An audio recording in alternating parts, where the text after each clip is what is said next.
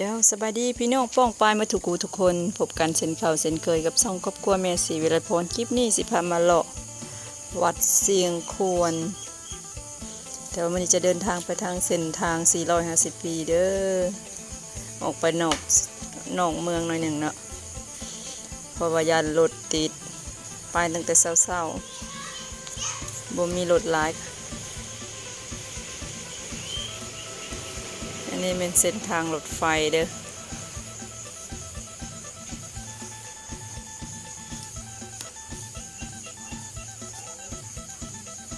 ขี่ไปเรื่อยๆทำเส้น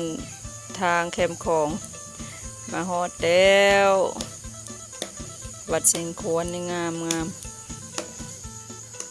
เป็นเห็ดงามปรับปรุงใหม่หลาย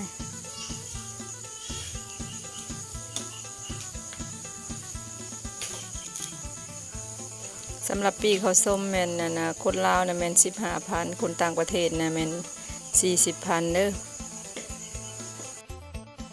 มาหล่อนำกันเลย